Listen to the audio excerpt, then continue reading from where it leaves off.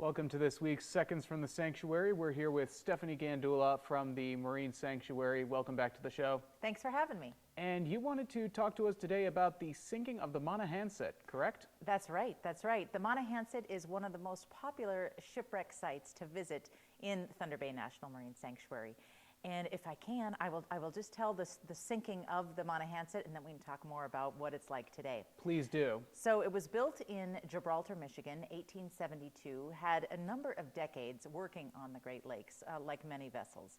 And then November 23rd, 1907, so you can imagine the weather in late November, it was a stormy night, and the Monohansett, a wooden freighter, was loaded with coal.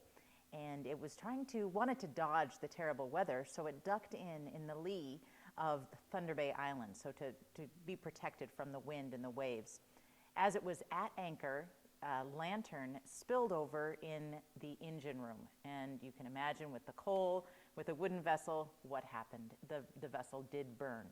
But did the crew survive? Great question. Very good news. The crew did survive thanks to the efforts of the life-saving station crew that were stationed on Thunder Bay Island. So they rowed out in the middle of the night and were able to get everyone off of the Monohansett as it continued to burn and sink in about 18 feet of water. But that's relatively shallow, isn't it? It is, and that's one of the reasons it's the most visited and the most accessible sites within sanctuary waters. So think about the 4,300 square miles that we're charged with protecting. There's 100 shipwrecks that we know about, many more to find. So many of them are very, very deep. So it takes a lot to get to them. You and I can't get to these shipwrecks. However, the glass-bottom boat, kayakers, people going out for fishing, sailing, paddling, you can snorkel to this shipwreck. It's truly accessible. And what's exciting about that is that people really can, put their eyes on the rich maritime history that we have here in Thunder Bay.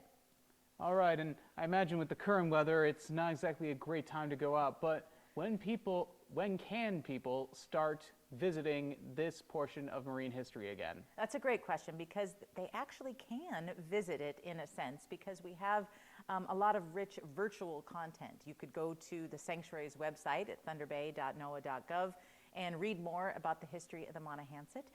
You can see a virtual fly-through, if you will, of the Monohansett, see lots of great pictures and video. In fact, we've shared some video with you about what it's like to dive under the waves. So it might be too cold now, but you can still visit these shipwrecks in the dead of winter here in ALPENA, around the world, if you will. But then also the ice will break. It will thaw and we'll get out there on the water. I would say late May, you'd be able to hop on the glass-bottom boat and go see the Monohansett. Awesome. Thank you so much for joining us today. We will be back next week for more Seconds from the Sanctuary.